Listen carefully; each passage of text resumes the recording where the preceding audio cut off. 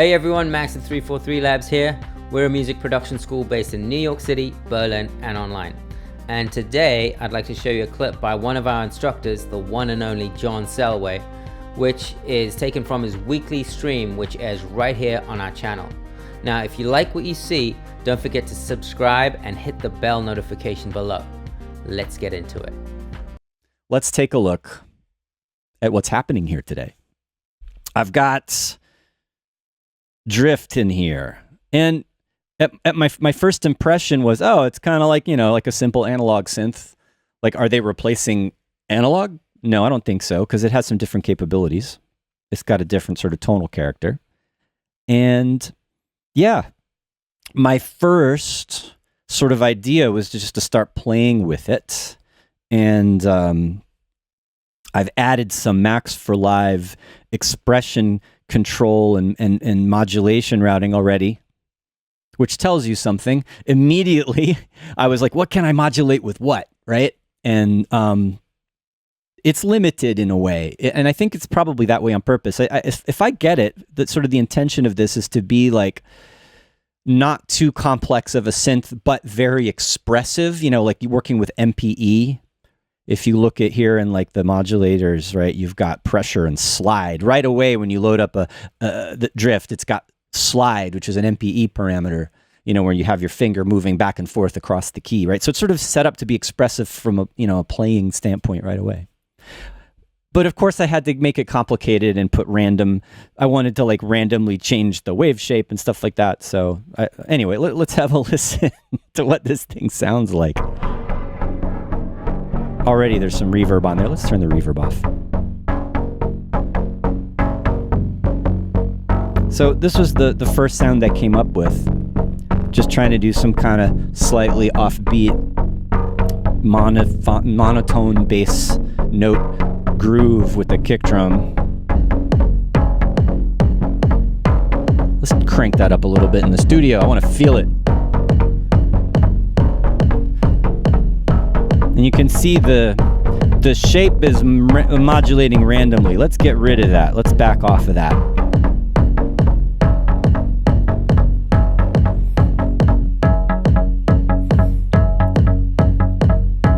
I'm overdriving the filter. That's one thing I noticed right away that sounded pretty cool. It's like running hot into the filter. And we got this nice shape control to go from it's a saturated sawtooth wave, and now I'm kind of adding harmonics to it.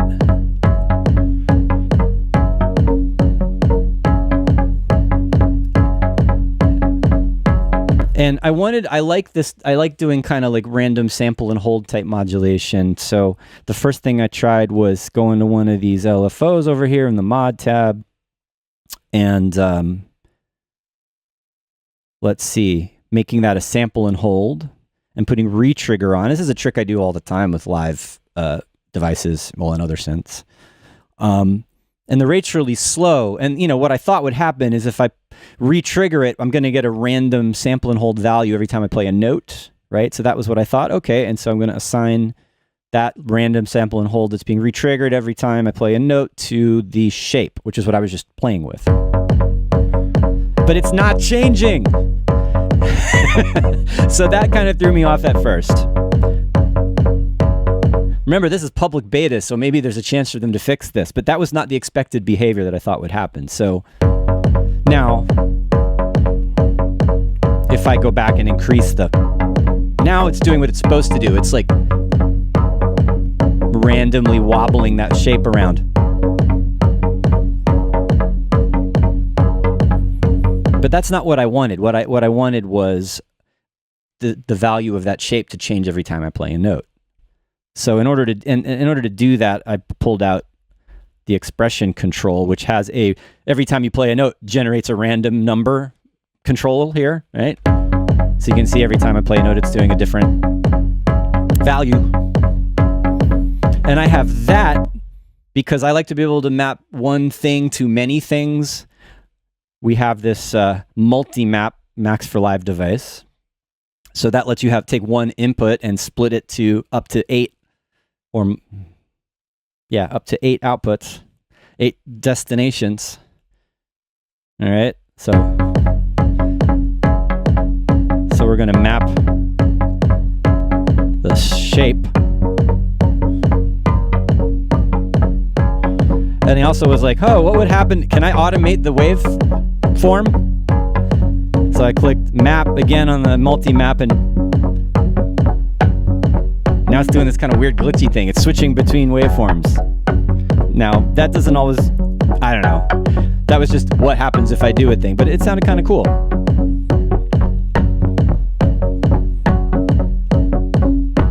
All right, added a little growl with a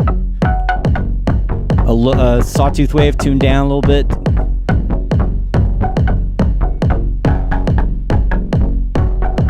And then a bunch of crazy reverb on it. And I liked how this sounded. It's a little too random, but it was a cool thing that came out of that. All right, so, whoa.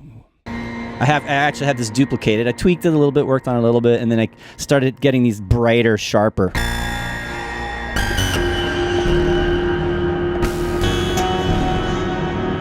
All right, put a bunch of reverb on it, something that I could hit stabs or do weird little squelchy, weird, crazy things. I'm just sort of randomly hitting notes on the keyboard. All right, let's get rid of that reverb for a second. And you'll notice at the same time, this is the only non-Ableton Live thing I'm working with today. This is a plugin that I never heard of. It's not new, but I just came across it recently, and it's really cool because one thing I love about Ableton Live is it remembers the MIDI that you're playing, even if you're not recording, and you can capture that.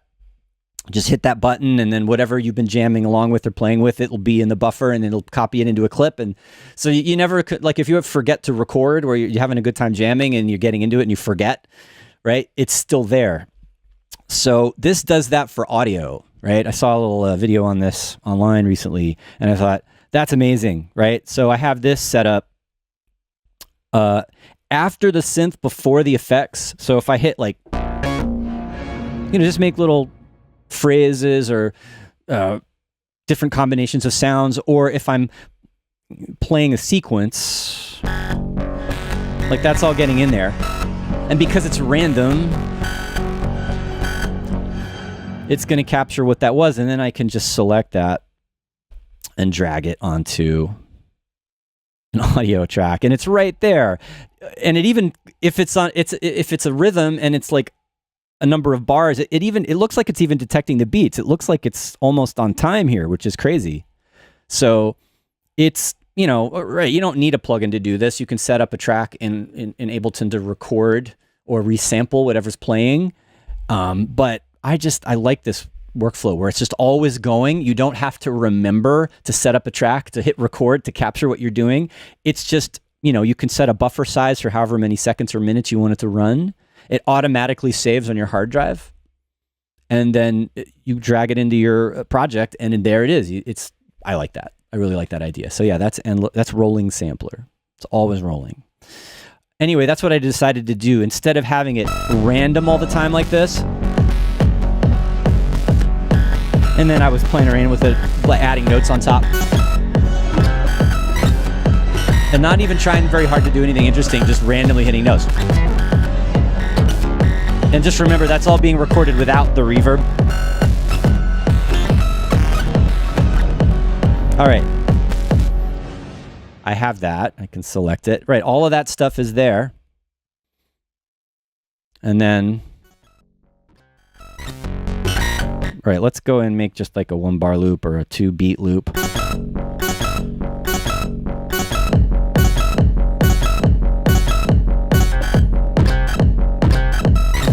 All right, that's a little weird, but you get the idea.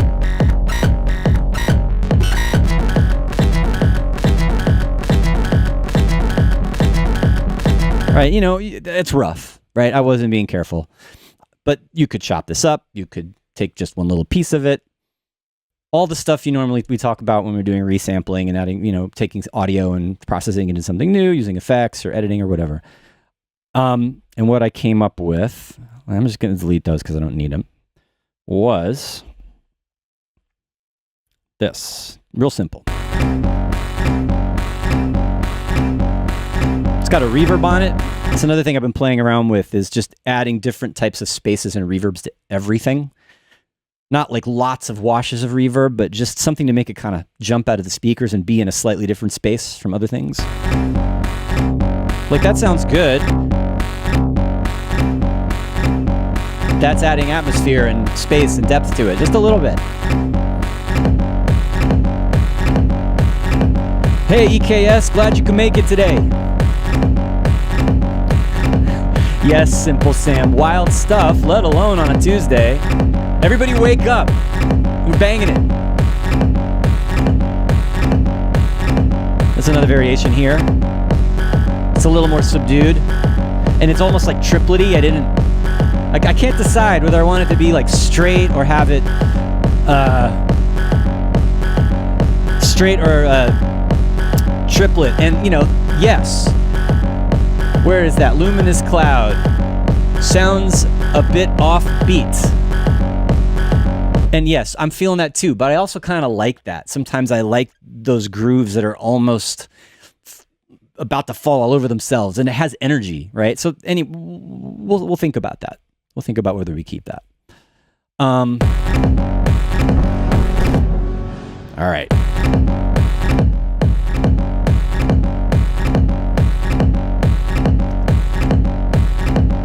I started thinking I need some percussion on this.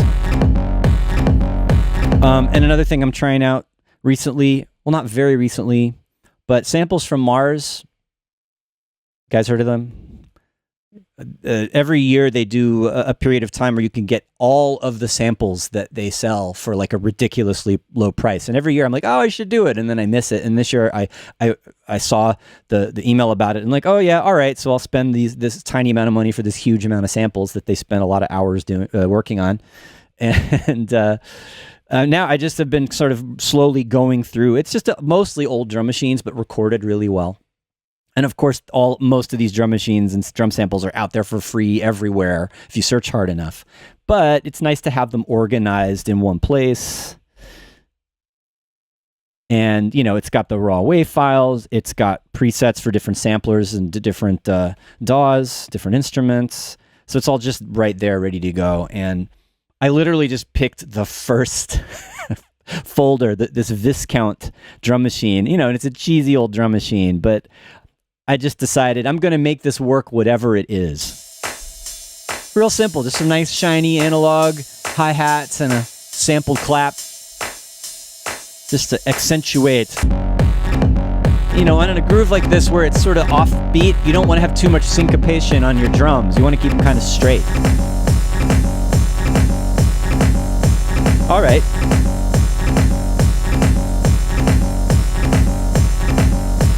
Let's hear how it sounds with the other version. That could be like an alternate section.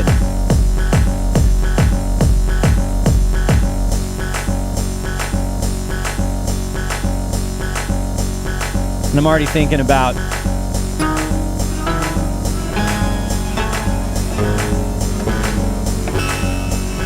doing stuff like that. A little bit of melody, but weird and tweaky.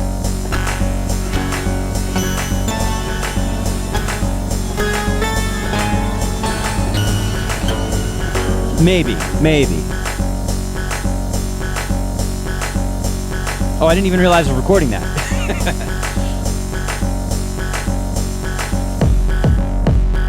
Really simple.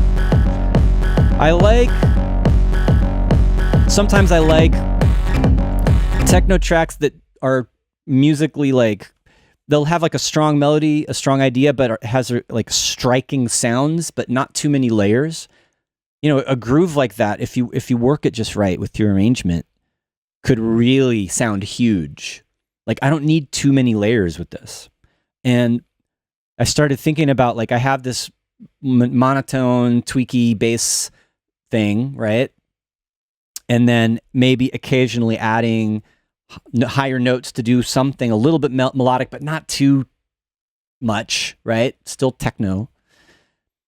And then I thought, that's a really grindy kind of rough sound. It would be nice to balance it with a smoother prettier sound, maybe something to bring it into break or whatever.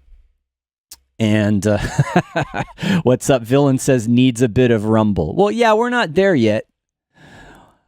Yeah, before I go into like the pretty melodic stuff that I would do, but I did already kind of put a reverb on the kick drum. It's not rumbly, but I mean, it's subtle. Right, that's dry, and then we have... So there's a little bit of hum.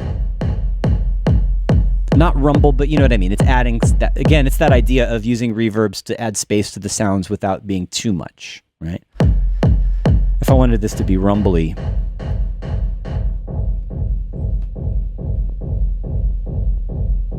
Maybe more of that stuff, I don't know.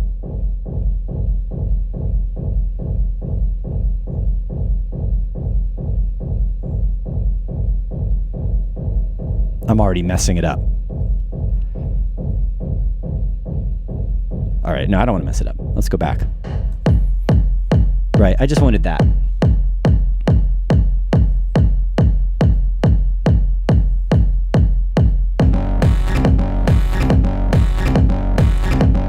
I've talked about this before. Having lots of effects and reverbs and rumbles and things on tracks and make them sound big and cavernous, like warehousey, but also sometimes it's good to have drier stuff that's going to be played in a big rumbly room, reverby room, like a warehouse or, you know, something like that. And I've pointed this out before, but I always like listening to tracks, mostly when I'm mixing them, but sometimes when I'm even making them, through these convolution reverbs that I have that are emulating, well, their impulse response is recorded over PA systems in clubs and in warehouse spaces. So like...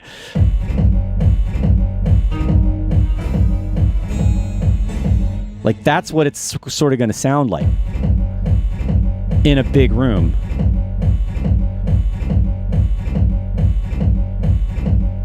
So it's not super rumbly, but you get more of the idea of how it's going to sound on a bassy system.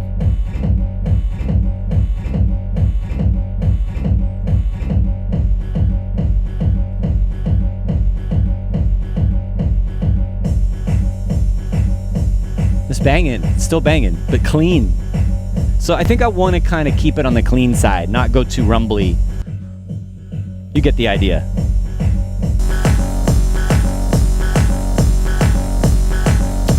And I've been holding off on this, but like, sometimes I think I just want to filter this. So we'll just use Live's auto filter, and so I can bring it back a little bit. Now I put it before the saturator, after the saturator, I don't know.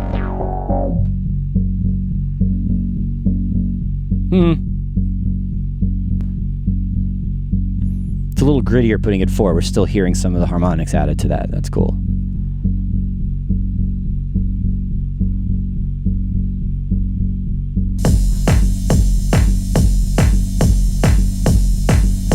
What's up, Alexander Samander? Nice to I'm getting quite a few first-time watching live viewers today. That's great, because I guess it's because we're on a different day and we are not available on Saturdays. So glad to have you. Welcome. And yeah, Brandon Braun, what's up? He's saying what I was saying. Dry stuff sounds better on a system, much clearer. Rumble sounds good in headphones, but can be muddy in the club. I think it can be good in the club if you mix it right. If it's too much though, yeah, it can be muddy. All right. I don't want to do too much of this like filtering up and down thing though. I mean, it always works. I just do it so much.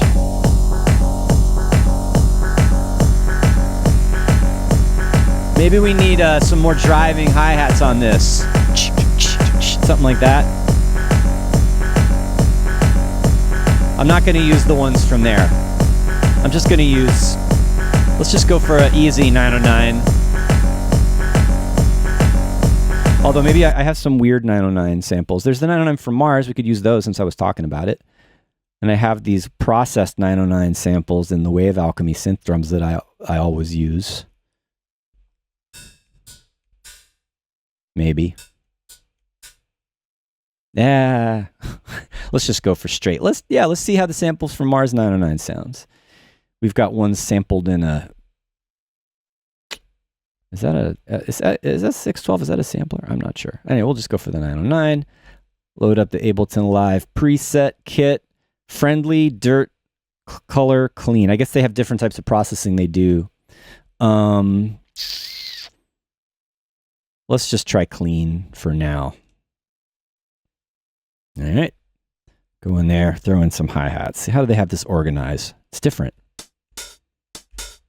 Not super bright and clean. They didn't really EQ it. I think that's just like how it comes out of the signal path, whatever signal path that they're using. All right. I mean, that's dead on normal open hi-hat, open 909 hi-hat. Let's see how we can tweak that.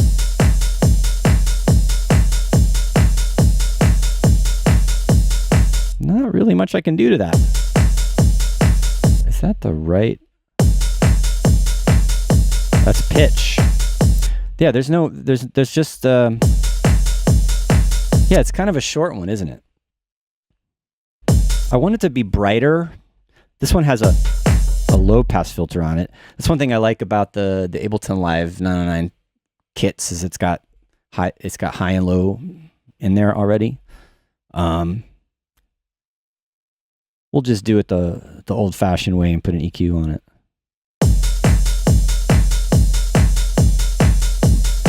Sometimes I like making my hi-hats distorted. Let's see what happens with that. There you go. That's more like it. Totally exaggerated. Sounds old school. I'm going for like 90s, a little bit banging, but not too hard, I think, is where we're at right now.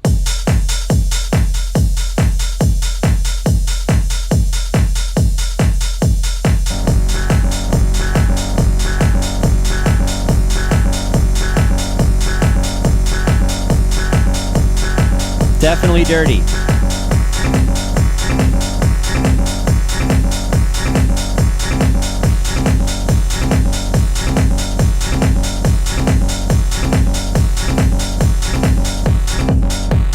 Really simple arrangement, just switching hi-hats on and off. That'll work.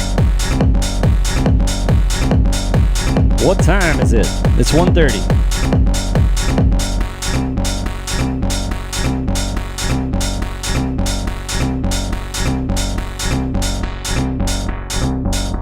Easy way out.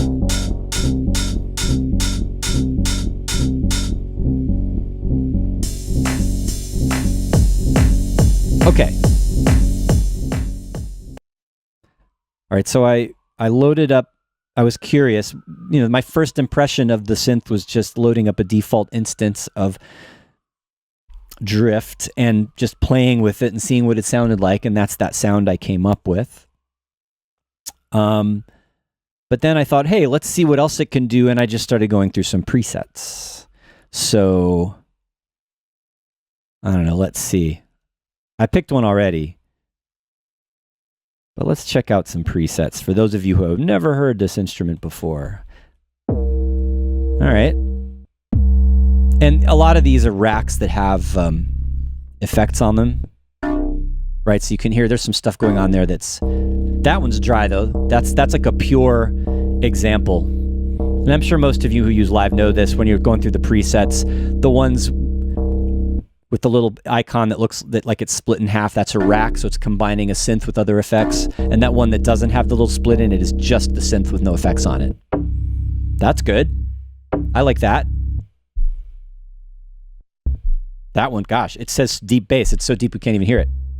Dub techno bass. So this has a nice warm sound. I like that.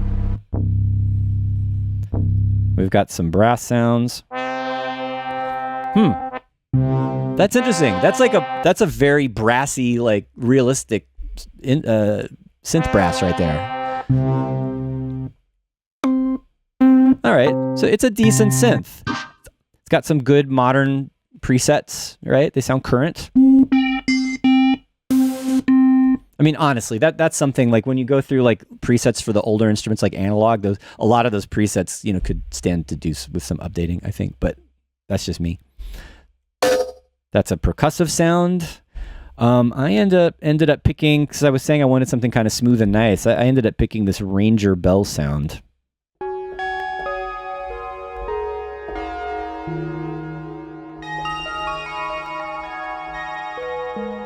And you're like, how is that going to fit, right?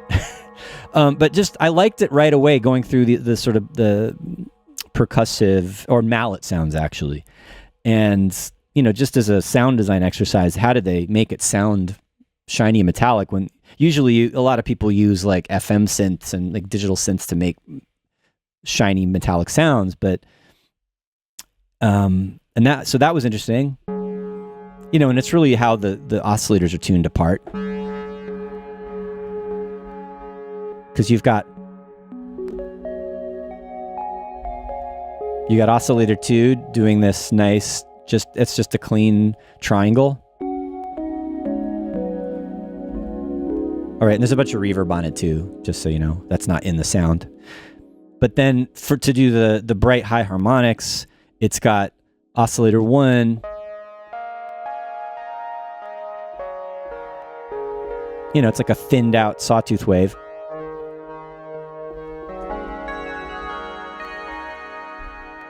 So, yeah, it's just how they tuned it. So it makes it sound like a metallic overtone on top of that. And then another thing I like about this is that you can see there's a drift control, right? So, and this has got to be obviously what they named the synth after. It has this kind of flowy detuning kind of thing going on. And yeah, so that's giving it that pitch drift that's making it sound and move around in interesting ways. So I thought that was a nice sound. Simple but effective.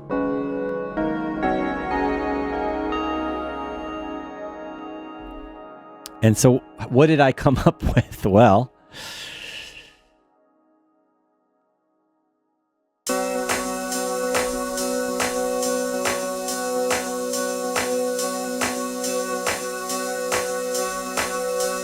like for a break, basically, I thought it'd be nice to have this whole heavy driving thing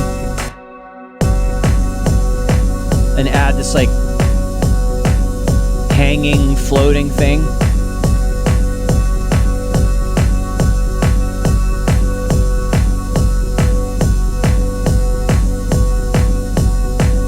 And I came up with a bit of a progression, right?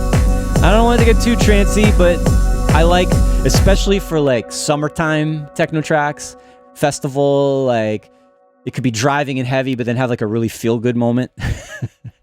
Right, so.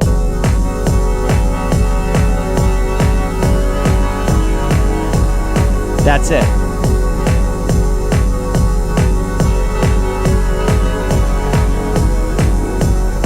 Really pretty. It's almost too much.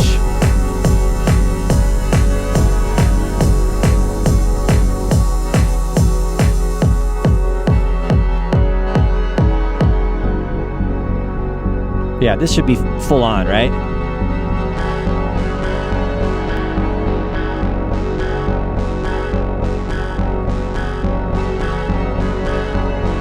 And I'm thinking, how can I make this sound bigger?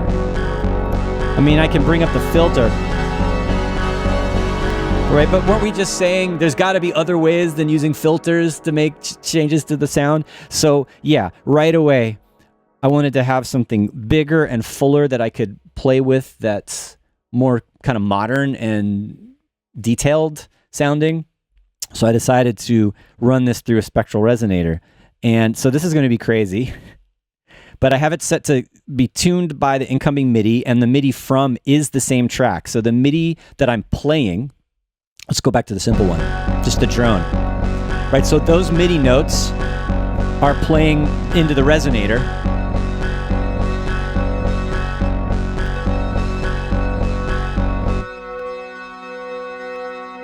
And then let's hear what it sounds like when I mix it in.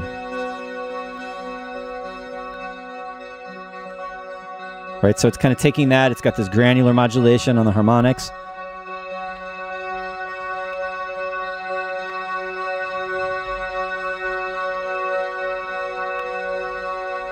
And then on top of that, I'm really spacing it out with the spectral blur, which is going to be like a reverb, basically. Like a grainy reverb. Let's hear hit sounds on the big one.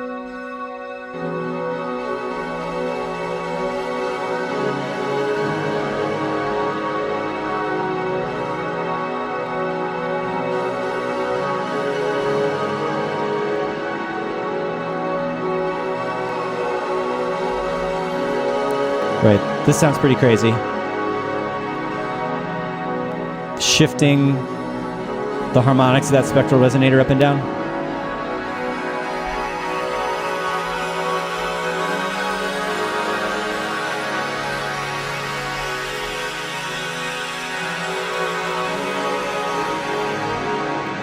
It also sounds nice when I do the stretch down to 50%. Whoa. Maybe not. It's weird. I thought it sounded better earlier.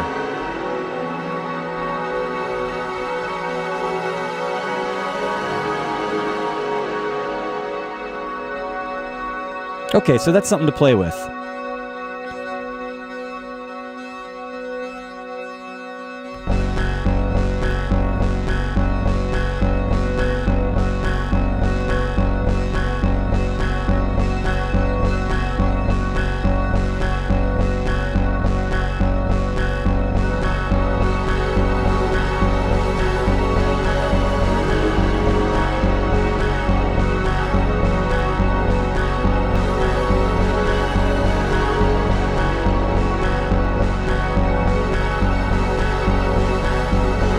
Now, how am I going to make this work?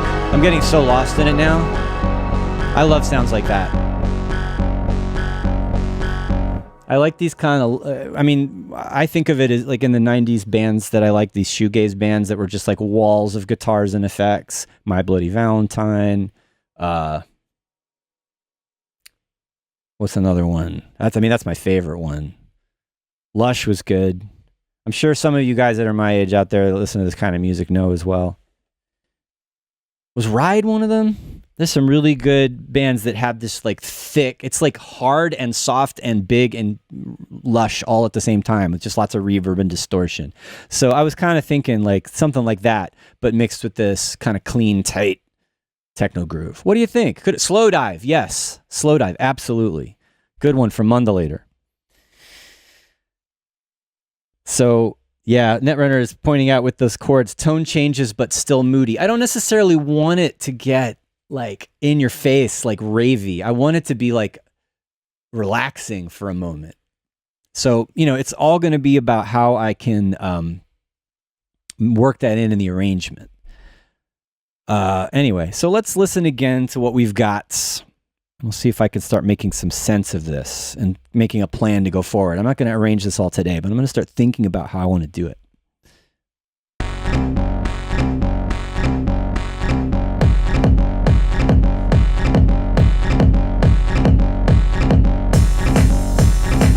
And just that's great. Not sure about the hi-hat. That's just a placeholder for now.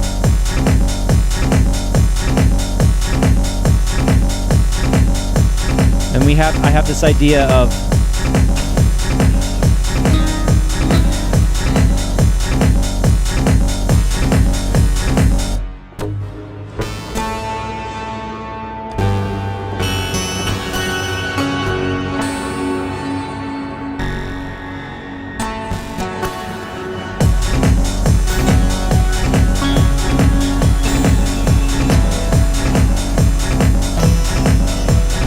riding the line, not trance, but like a little touch of like epic.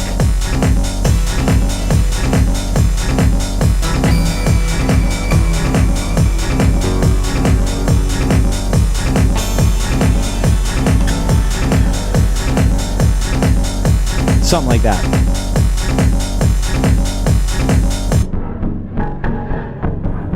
Also thought about having a variation of it, like darker, lower kind of variation, but maybe without that random modulation of the waves. Let's chill that out for a second.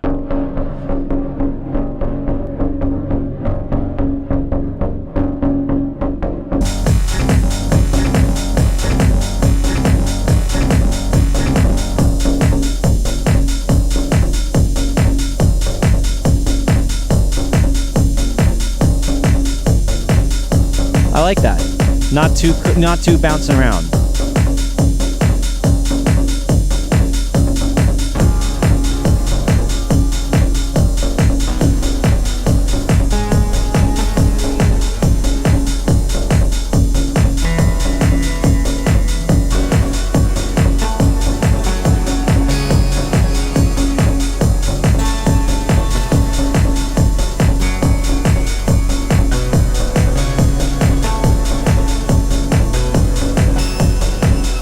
Something like that.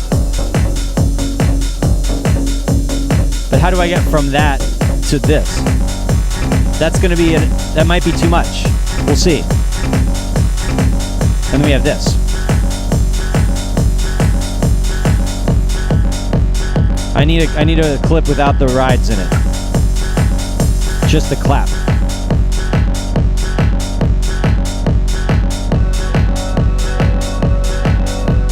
And we got the ethereal thing.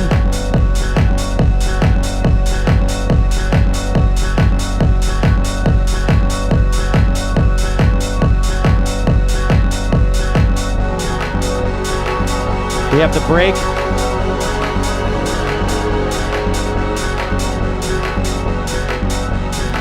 Still not sure about that hi-hat.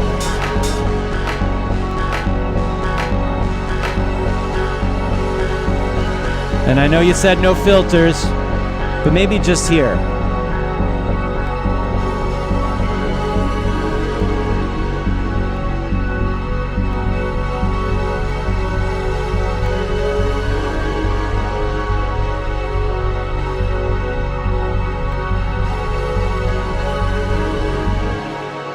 All right. It's an idea.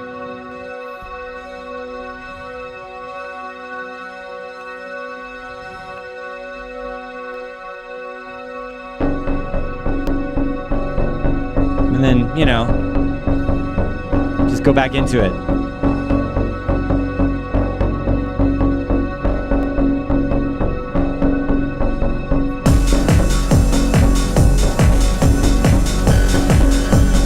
What just happened? I just triggered a clip I didn't mean to trigger. It's crazy.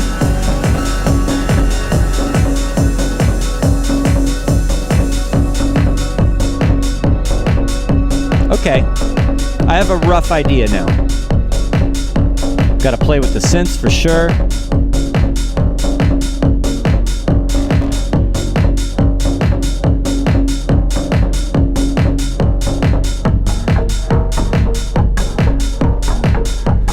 Maybe I should get some more variations of this captured into rolling sampler. Let's throw this over on the other one. Got the more percussive one. Less grindy, but it's sharp on at the beginning of it.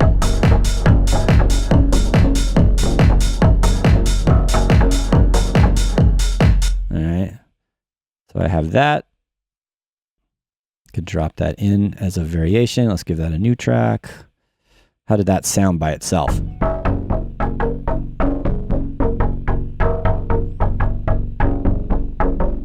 I'm not sure if this one if we got the timing right on this one. Let's see if it works with the kick drum.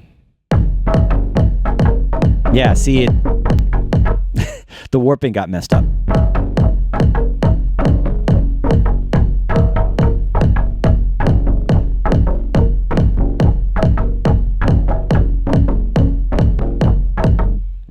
I mean, I can fix it.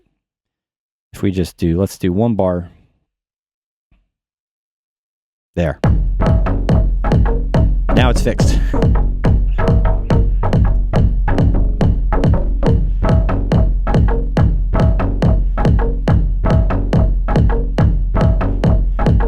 I know that's bugging some of you. I know you're like, it's not quantized, it's off. I'm like, I know, but I like it. If I did want to fix it, let's see what I would do.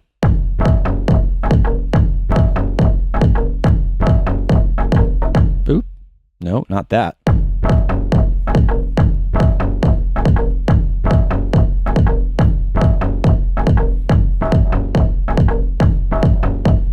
There it is.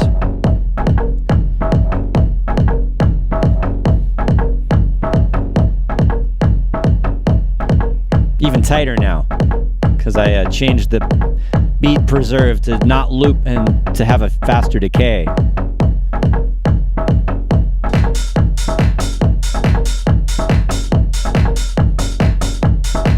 More jacking now, right?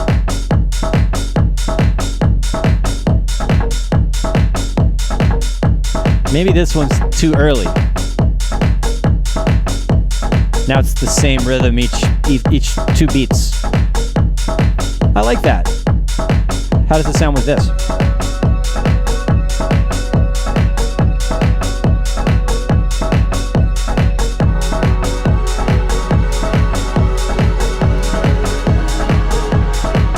Cleaner.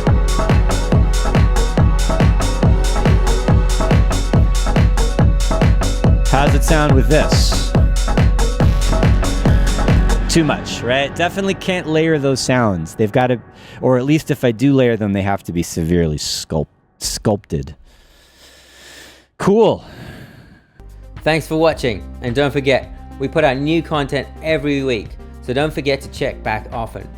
And if you'd like to learn more about music production and take a course with us, or just join our community, come check us out at 343labs.com.